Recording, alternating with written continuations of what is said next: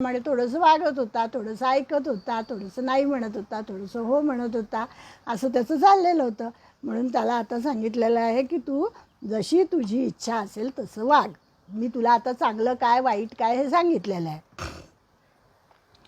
म्हणजे सर्वव्यापी अंतर्यामी परमात्म्याची जी शरणांगती सांगितली त्यालाच इथे त्यांनी सांगितलं आहे की म्हणजे शरण जाणं, गुह्यातलं गुह्य ज्ञान काय आहे तर अंतर्यामी असलेल्या परमेश्वराला शरण जाणं हे गुह्यातलं गुह्य ज्ञान आहे.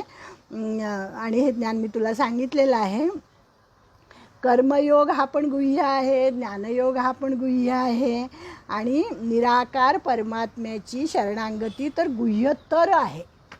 म्हणजे असतं ना आपलं सुपरलेटिव्ह डिग्री असते ना आपली की तर तम आणि त्याच्यापेक्षा आणखी काय बरं हे जसं इथे सांगितलं गुह्यतर, गुह्यतम आणि गुह्य. आधी गुह्य, मग गुह्यतम आणि मग गुह्यतर. म्हणजे त्याच्यापेक्षा जास्त, त्याच्यापेक्षा जास्त, तसं की गुह्यापेक्षा गुह्यतर शरणागती रूप ज्ञान सांगून भगवान आता अर्जुनाला म्हणत आहेत की मी यापूर्वी तुला भक्तीविषयी विचार सांगितला, त्याच्यावर तू विचार कर. ज्ञानयोग सांगितला, कर्मयोग सांगितला आणि आता मी तुला मात्र अतिशय गूढ असं हे शरणागतीचं शास्त्र सांगितलेलं आहे भगवंतानी त्याला. आणि म्हणून तू आता या सगळ्यावर विचार कर आणि तुझ्या मर्जीप्रमाणे कर. तुझी जशी इच्छा असेल तसं तू कर. असं म्हणण्यातही भगवंताची आत्मीयता आहे, कृपाळूपणा आहे असंच ते म्हणतात. अर्जुनावर अतिशय प्रेम होतं, अर्जुनावर कृपा केलेलीच होती भगवंतानी. त्यामुळे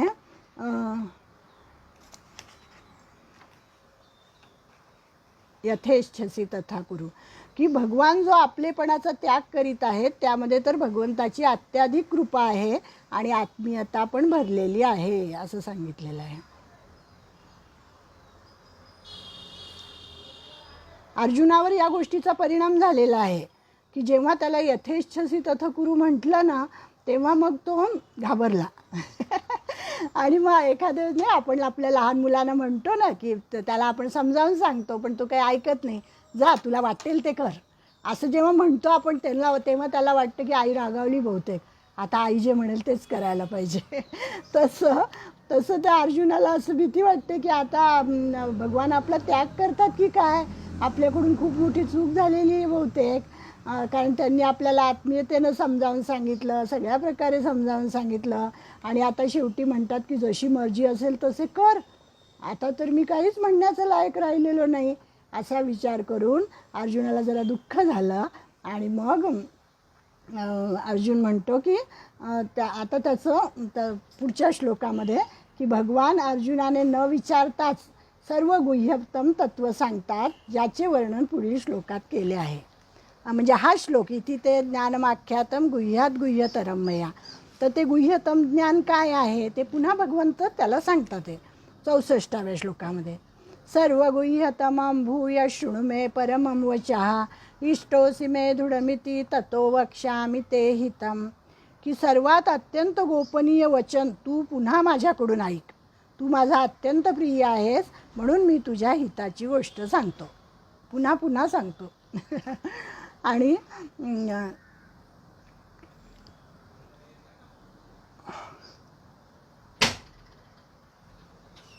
सर्व गुह्यतमम अर्थात सर्वात अत्यंत गोपनीय गोष्ट पुन्हा सांगतो, तू माझी ही परम सर्वश्रेष्ठ वचने ऐक. तेच पुन्हा सांगितलेलं आहे की सर्व धर्मान् परित्यज्य मामेकम शरणम व्रज. ही सर्व गुह्यतम गोष्ट आहे आणि दोन्हीकडून निषेध करण्याचे तात्पर्य हे आहे की संपूर्ण गीतेमध्ये रहस्यमय असा हा खास उपदेश आहे. आता पुढे सगळं हेच आहे की गुह्यतम ज्ञान कुठलं आहे, कुठलं भगवंतानी सांगितलेलं आहे. हे मी नवीन पुस्तक घेतलं आहे ना म्हणून माझं थोडंसं हे होतं आहे की आधी जास्त वाचून झालेलं नाही आहे माझं. हे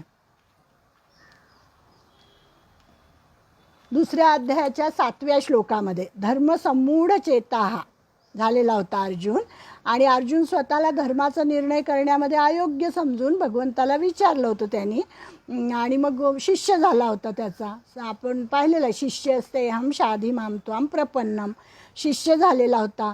आणि तू धर्माच्या निर्णयाचा भार आपल्यावर घेऊ नकोस, तो सर्व माझ्यावर सोडून दे, मलाच अर्पण कर आणि अनन्य भावाने केवळ मला शरण हो.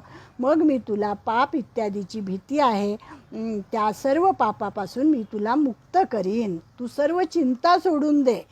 हे सर्व गुह्यतमम परमवचन आहे. असं खरं तर दुसऱ्या अध्यायात सुद्धा सांगितलेलं होतं आणि मध्ये मध्ये बऱ्याच ठिकाणी सांगितलेलं होतं. म्हणजे दुसऱ्या शब्दात सांगितलं होतं ना, आता वेगळ्या शब्दात तेच सांगितलेलं आहे भगवंतानी. तू माझा अत्यंत आवडता मित्र आहेस. हे पण मागे झालं होतं की का बरं सांगितलं, अर्जुनालाच का सांगितलं. तर तू माझा अत्यंत आवडता मित्र आहेस म्हणून माझ्या अंतःकरणातील अत्यंत गोपनीय आणि माझ्या दरबारातील सर्वात श्रेष्ठ तत्त्व मी तुला सांगेन. आणि दुसरी गोष्ट काय की यापुढे शरणागतीचे तत्त्व सांगणार आहे. आणि मला शरण आल्याने मला त्याचा काही लाभ होईल, उलट यात केवळ तुझेच हित आहे.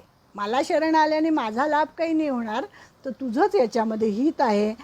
यावरून हे आपल्या लक्षात येतं की प्राणीमात्रांचे हित केवळ याच गोष्टीत आहे की त्याने दुसऱ्या कोणाचा आश्रय न घेता केवळ भगवंताला शरण जावं.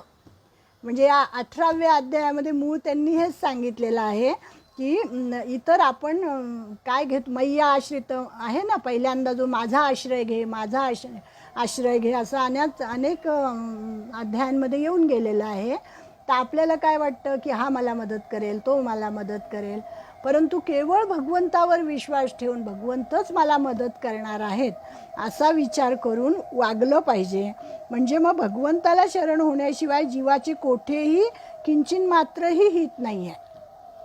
कारण की जीव साक्षात परमात्म्याचा अंश आहे, म्हणून त्याने परमात्म्याला सोडून कोणाचाही आश्रय घेतला तर तो आश्रय टिकणार नाही. शाश्वत आश्रय कोणाचा आहे तर परमात्म्याचा आहे. जर संसाराची कोणतीही वस्तू, व्यक्ती, घटना, परिस्थिती, अवस्था इत्यादी स्थिर नाही आहे, ते सगळं अशाश्वत आहे, मग त्यांचा आश्रय घेऊन काय उपयोग आहे. ते स्थिर राहू शकत नाही. त्यांचा आश्रय तर राहणार नाही, परंतु चिंता, शोक, दुःख इत्यादी मात्र राहतील. जसे अग्नीपासून विस्तू काढून बाजूला केला तर तो काळा कोळसा होतो, परंतु तोच बनलेला कोळसा जेव्हा पुन्हा अग्नीत टाकला तर अग्निरूप बनतो, चमकतो. त्याचप्रमाणे हा जीव भगवंतांना विमुख होतो तेव्हा पुन्हा पुन्हा जन्मतो, पुन्हा पुन्हा मरतो. म्हणजे काय ते म्हणतात आपले शंकराचार्य, पुनरपि जननम पुनरपि मरणम, आणि दुःख भोगत राहतो. परंतु जेव्हा हा भगवंतांना सम्मुख होतो की भगवंताशिवाय माझ्या जीवनात दुसरं कोणीच नाही आहे, तर मग अनन्य भावाने भगवंताला शरण होतो, तेव्हा हा भगवत स्वरूपच होऊन जातो आणि चमकतो कोळशासारखा. असं त्यांनी सांगितलं, कोळसा जसा अग्नीत टाकल्यानंतर चमकतो तसे संपूर्ण संसाराचे कल्याण करणारा होतो. आणि मग पुढे आता परत हे गुह्यशास्त्रच पुढच्या श्लोकात सांगितलेलं आहे. 65वा श्लोक खूप महत्त्वाचा आहे. याच्या आधी 9व्या अध्यायातही याचं एक चरण येऊन गेलेलं आहे. मन्मना भव मद्भक्तो मद्याजी मान नमस्कुरु. आणि तिकडे आलं होतं मामे वैश्यसी युक्त्वैवम आत्मानं मत्परायणः. दुसरी ओळ वेगळी होती. आता इथे पण दुसरं चरण वेगळं आहे. मामे वैश्यसी सत्यंते प्रतिजाने प्रियोसी मे. आता याचा अर्थ बघू. मन्मना भव मत भक्तो, तू माझा भक्त हो, माझ्यामध्ये मन असलेला हो, माझे पूजन करणारा हो, मला नमस्कार कर. हेच 9व्या अध्यायात सांगितलं होतं. कारण 9वा अध्याय पण बघा, आता इथे गुह्यतम शास्त्र सांगतात आहे ना, गुह्यतर. 9व्या अध्यायाचं नाव काय होतं, राजविद्या राजगुह्य योग. म्हणजे त्या अध्यायामध्ये सुद्धा गुह्यच सांगितलं होतं.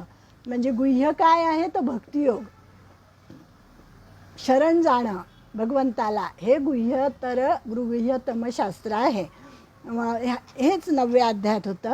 आणि त्याच्या पुढे आता सांगतात की भगवंतानी प्रतिज्ञा केलेली आहे भक्तासाठी की तू माझा भक्त हो, माझ्यात मन असलेला हो, माझे पूजन करणारा हो आणि मला नमस्कार कर.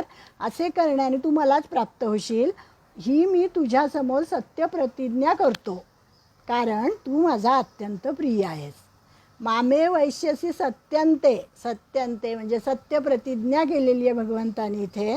प्रतिजाने प्रियोसी मे, का केली तर तू माझा अत्यंत प्रिय आहेस म्हणून मी अशी प्रतिज्ञा करतो की तू जर माझा भक्त झाला, तू जर माझ्यामध्ये मन ठेवलं, माझी पूजा केली तर तू मलाच प्राप्त होशील. आणि मी म्हणजे कोण आता आपल्याला कळायला पाहिजे गीतेमध्ये बरं का. मी म्हणजे काय, तो अंतर्यामी परमेश्वर आपल्यातलाच. सगुण निर्गुण हे तर आहेतच, समजा तो एक भाग राहिलाच खरं सांगायचा माझा. ईश्वर हा सगुण पण आहे, निर्गुण पण आहे, हे आपण मागच्या वेळेस आलो होतो तिथपर्यंत. तर सगुण पण आहे, निर्गुण पण आहे. तर त्या निर्गुणाची भक्ती करणं अवघड आहे, त्यामुळे मग सगुणाची भक्ती करायला सांगितलेली आहे.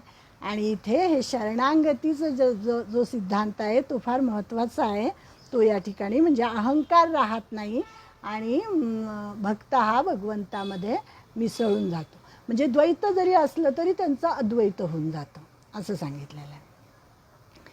आता इथे 3 गोष्टी त्यांनी सांगितलेल्या आहेत की साधकाने सर्वात प्रथम मी भगवंताचा आहे अशा प्रकारे आपली अहंता ठेवावी.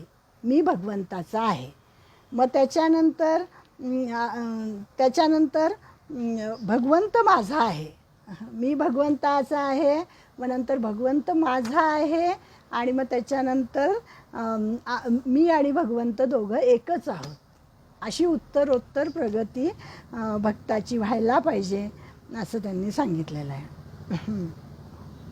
की एखाद्याचा जर आपण शिष्य झालो म्हणे तर काय होतं की मी गुरु महाराजांचा आहे, किंवा विवाह झाल्यानंतर कन्या सासरी जाते, मग माहेरचं काय एवढा संबंध राहत नाही, मी या सासरकडची आहे असंच तिचं होतं ना, मनामध्ये येतं.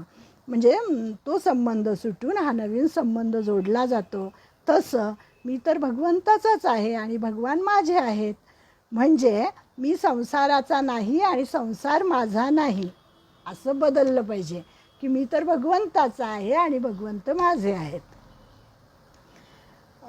भगवंताचा मानल्यास भगवंतात स्वाभाविकच मन लागू. म्हणजे हे कशासाठी करायचं, हे मना बहुमत भक्तो हे आपल्याला करायचं आहे ना, भगवंतांनी सांगितलं आहे. मग त्याच्यासाठी काय करायचं, जोपर्यंत मन आपलं संसारामध्ये असतं तोपर्यंत मग संसार माझा आहे, मी संसाराचा आहे असंच होत राहतं की नाही. मग जेव्हा मी भगवंताचा आहे, भगवंत माझे आहेत, थांबायचं नाही का मध्ये, तर मग तेव्हा काय होतं की ते मन भगवंतामध्ये लागायला लागतं आणि जे आपले असते ते स्वाभाविकच प्रिय लागते. जेथे प्रियता होते तेथे स्वाभाविकच मन लागते आणि म्हणून भगवंताला आपले मानल्याने भगवान स्वाभाविकच प्रिय होतात.